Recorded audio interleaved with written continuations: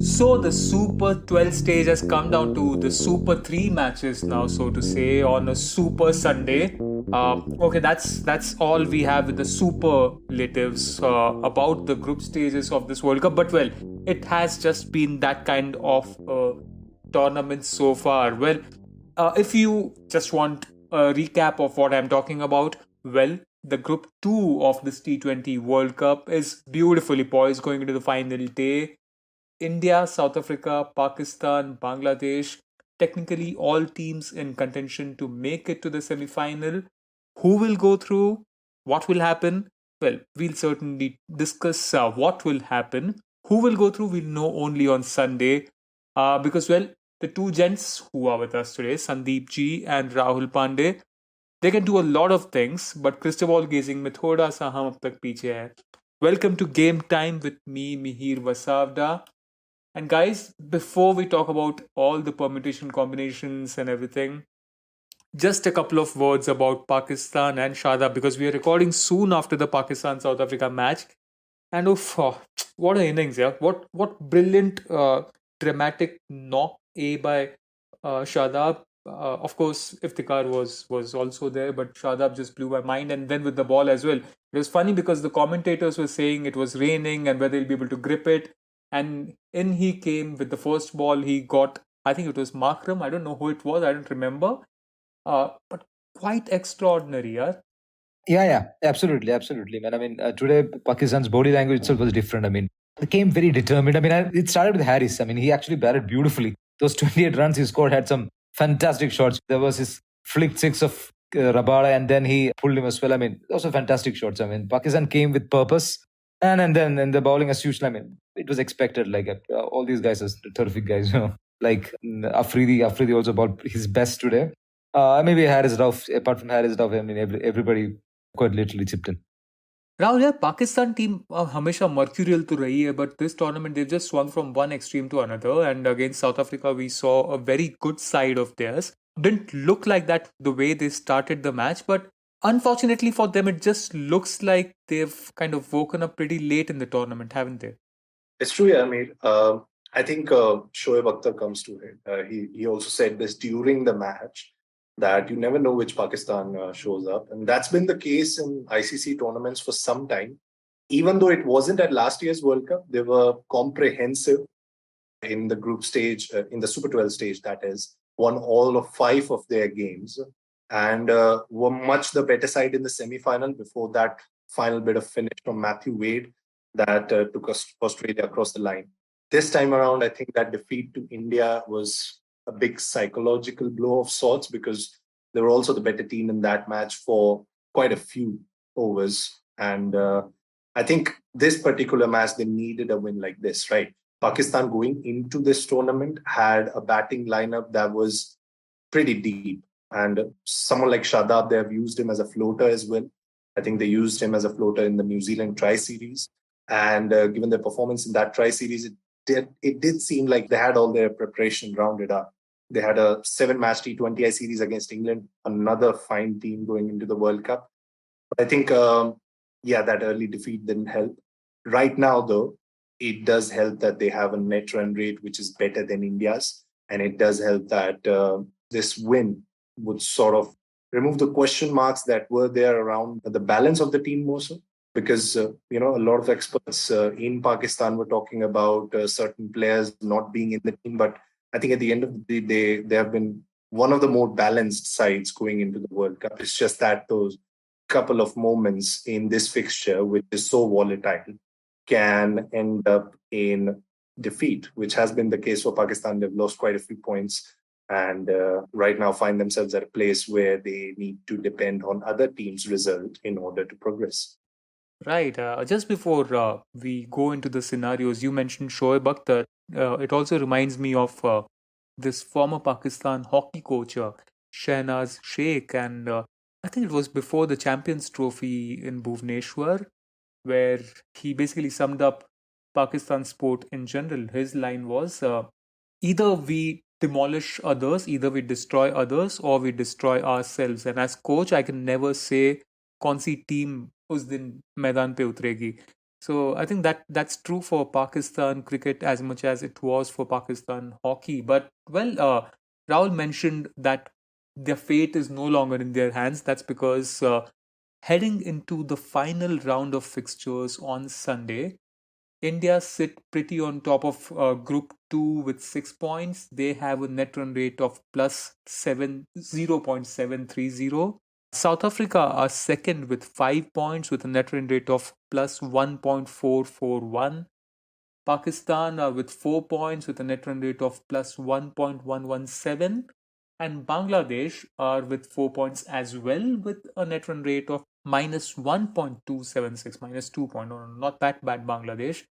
So what this essentially does from India's point of view and also from the overall group's point of view is that the three matches that will be played on Sunday, the first one will be South Africa versus Netherlands. If South Africa win that, they'll be through.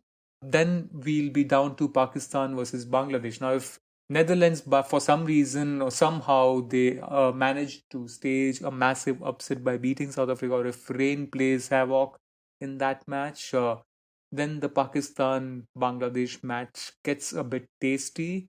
Then finally at 1:30 p.m. India time, it will be Zimbabwe versus India.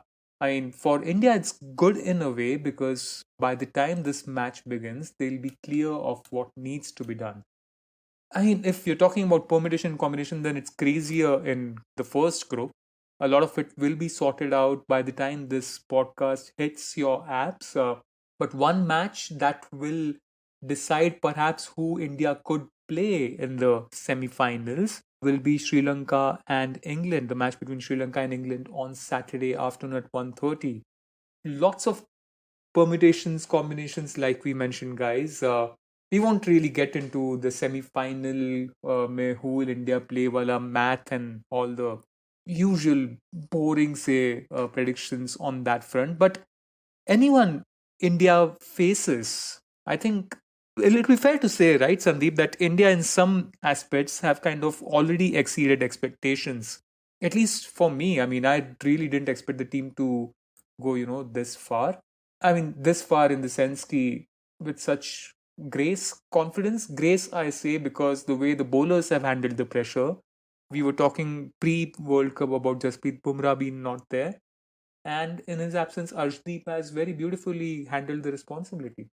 Absolutely, man. He's literally doing the Bumrah role. I mean, picking wickets up front, bowling at the death, getting wickets at the death. I mean, and he's quite versatile in that way. I mean, which we never thought when I first saw him, man. I mean, like he was typecast as a death over specialist, and then anyway, like he opened pretty well too. Like, I mean, he's exceeded his expectations quite a long way.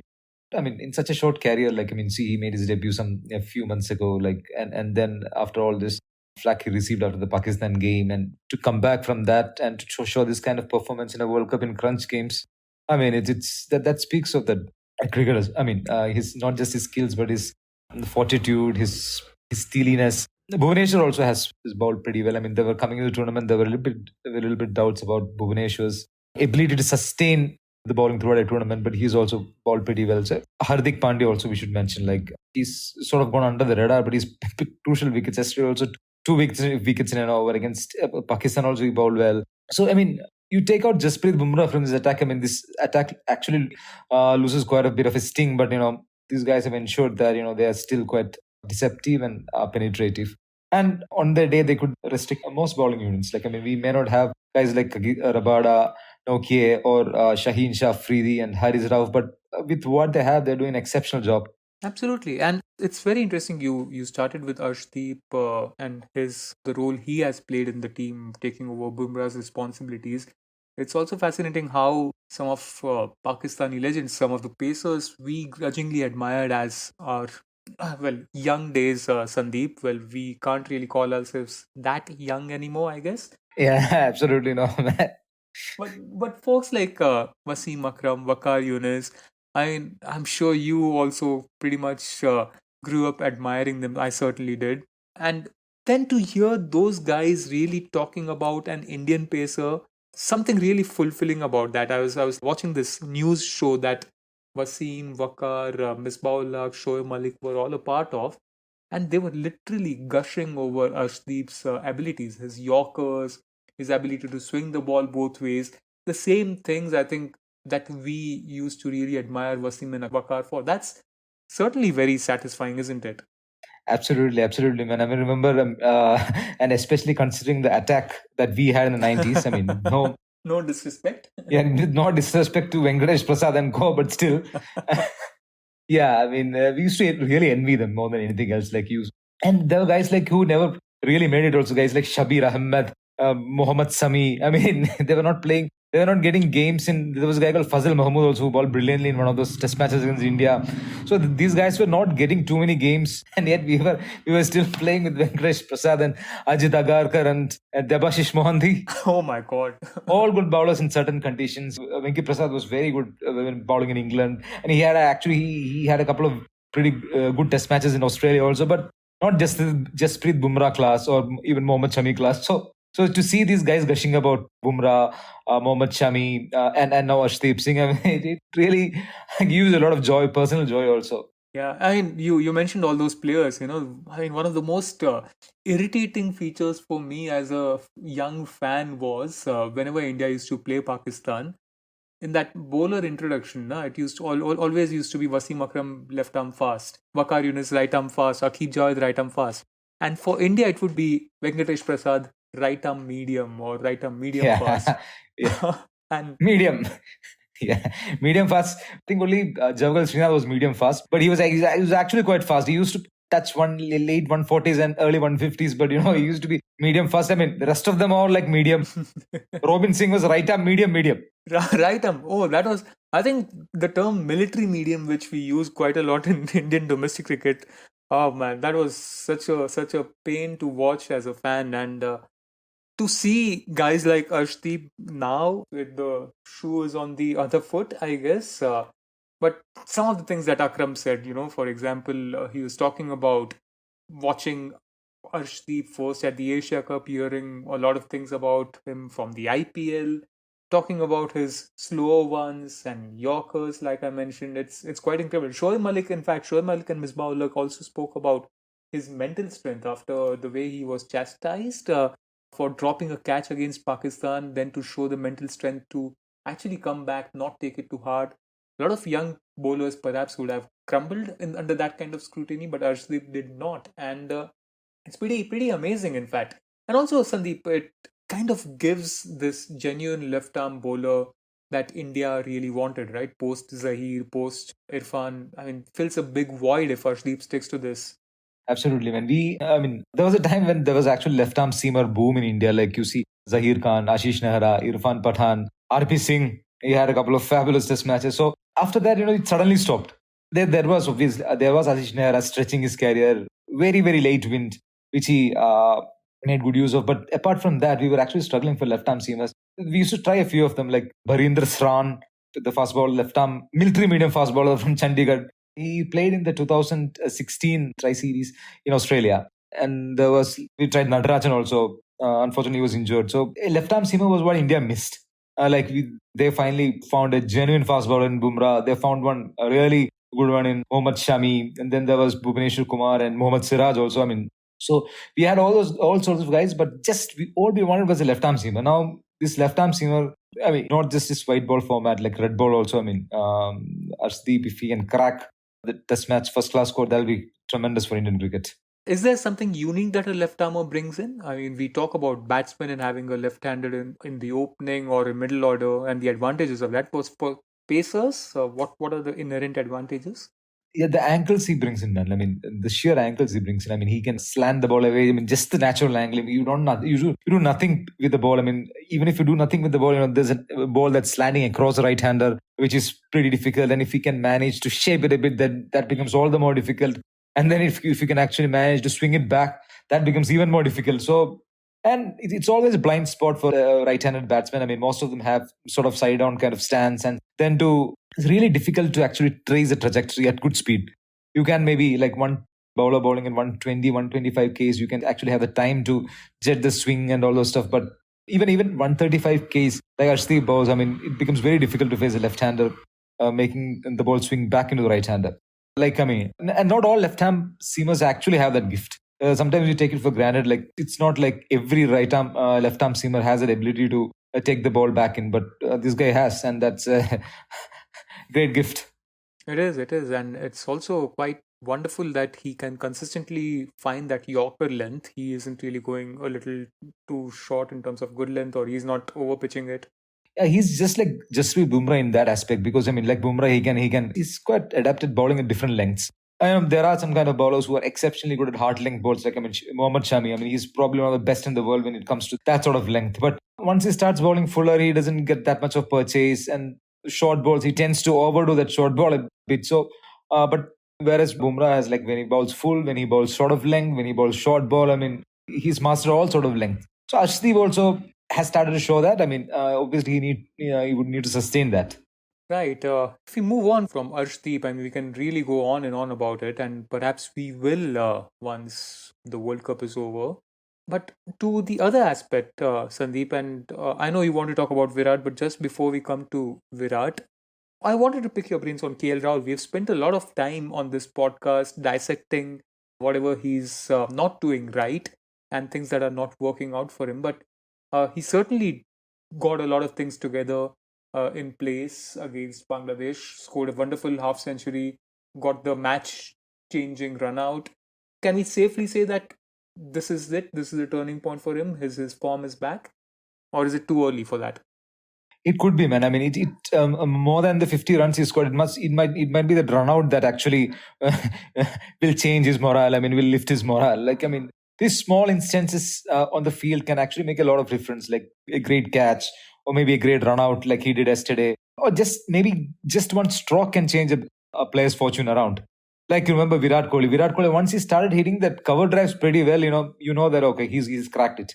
Like in Dubai, first couple of games, he actually was not batting very fluently, and then all of a sudden he hit a couple of drives on the up. Then you say, okay, this guy is back to his form. So that kind of things can actually work. I mean, KL Rahul actually works really hard about his technique. I mean, I don't think any other Indian batsman has had so many changes in his technique since he came back. I mean, he likes to tinker with his stance. He likes to tinker with his back clip. Maybe sometimes he'd overdoes it, but he's a cricketer who constantly works on his technique. I mean, he a little obsessed about it, bit obsessed about his technique. I mean, his coach also used to say that, like, this guy, he's always asking questions about technique. I mean, whether he has any flow. Maybe he was taking it a little too hard on himself also. Now, that was issue. I mean, I remember back in 2018, he had this problem with the outswinger of James Anderson's outswinger. So fearing that outswinger, he started taking a bit of a middle and offish stance, and then Stuart Broad started getting him with the nip backers. So that kind of small confusions that players tend to have in their career, especially in your test career, that can actually rub on your other aspects of the game also. But KL Rahul, if you remember, last year he was India's best T20 batsman. He was in India's arguably best all-format batsman, because he was batting really well in England in test matches. He scored 100 there, and then again he got a clutch of 60s and 70s, like strike rates of 150, 160. Then poor guy had an injury, then had to come back, and then you had to start all over again. And then actually against South Africa, the home series that India played, the 3T20, he actually batted quite well. He was looking good. He was like especially in Thiruvananthapuram, where there was a bit of a nip around. He actually blundered these guys pretty well, Rabada and Nokia. So yeah, I mean, his form is him returning to form was just around the corner. I mean, all he needed was a bit of a spark, and I think he got that spark against Bangladesh.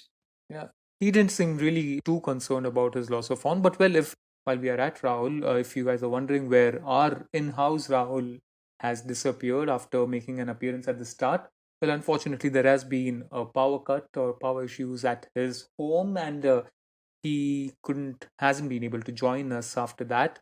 Well, that's the perils of still recording all these pods from our different locations. Well, moving on, Sandeep, just before... Mihir, I actually have a message from Rahul. Like you said, uske ghar mein electricity chali gayi hai. But he did want me to mention this one particular thing about Arshdeep, and which is that, he is the first left-arm pacer who has picked a wicket in the World Cup for India since Ashish Nehra. And he has been the joint leading wicket taker in the Super 12. And he wanted to ask this particular question to Sandeep, which is that, is he the left-arm pacer that India had been looking for? Yeah, if he can sustain this to it sustains a longer period, and if he can actually reproduce his efforts in Test match, yeah, he could be. It's like, I mean, it's just the start of his career basically. So you can't really compare him to Ashish Nehra or Zahir Khan. I mean, Zahir Khan obviously is a long way, or Irfan Pathan for that matters. But he has the potential. I mean, to carry on and build a terrific career for himself. Like the classic case, cautionary tale is Irfan Pathan, obviously. I mean, he was, no Indian seamer has, apart from Jasprit Bumrah, had such a fabulous start to his career, hat-trick in Pakistan. He terrorized Steve Waugh and Adam Gilchrist in Australia. That series was a 19-year-old, and then that hat-trick. But then he just disappeared. I mean, and when you look at his skills, he was a terrific batsman too. I mean, he was an all-rounder. He used to bat at number 3. He has a test 100. So hopefully, in 25 test matches, he actually completed 100 test wickets also. So, and then from that spot to his career going astray, all I wanted to say was that, like, I mean, he's still in the early phase of his career. So let's not get too excited and compare him to Ashish Nehra. But yeah, he's in. I'm just very impressed, Sandeep, that you had all those things right at the back of your, hand. I mean, you could just rattle it off without referencing to Google, which I can't even do with names. So, well, that's pretty awesome. I think we are running short on time today, so I think we'll just talk about Virat and everything that has gone right for him and consequently for India.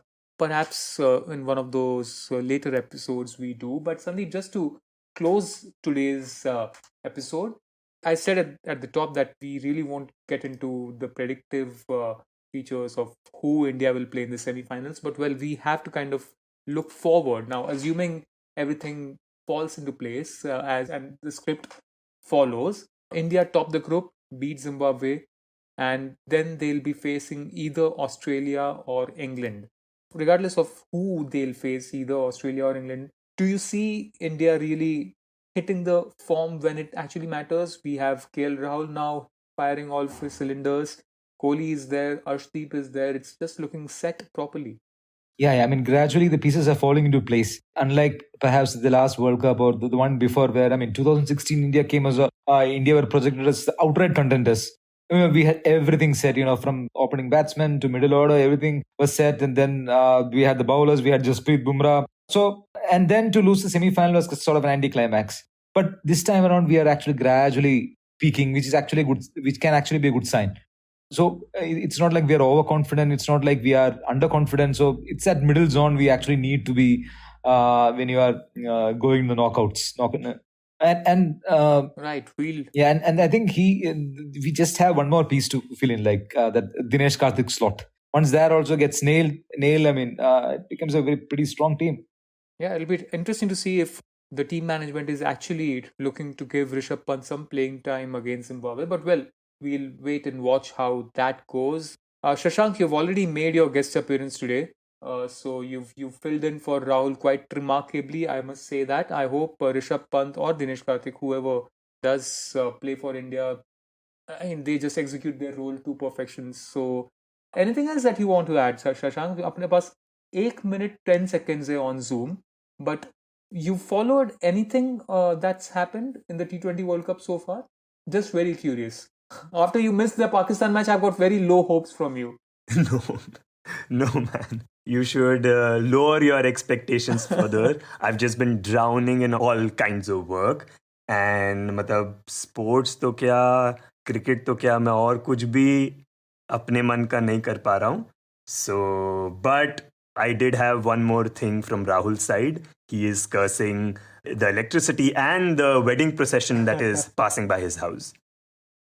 Oh, well, on that note, I think we should just wrap up today. I don't think there can be any better way to end rather than abusing the electricity and the wedding guys, the two guys who kind of surround our lives. Sandeep, you were quickly saying something? It's been a T20 kind of a podcast, man. So many things to pack in, what to do. And well, Zoom is saying it's less than 10 seconds remaining now. So Zoom ki ichha hai, we'll wrap this up. See you all next week, hopefully with an express deliveries in middle of this week. Watch out for that. You were listening to Express Sports by the Indian Express. This week's show was edited and mixed by Abhishek Kumar and produced by me, Shashank Bhargav. If you like the show, then do subscribe to us wherever you get your podcasts. You can also recommend the show to someone you think will like it, share it with a friend or someone in your family. It's the best way for people to get to know about us. You can also tweet us at Express Audio and write to us at podcasts@indianexpress.com.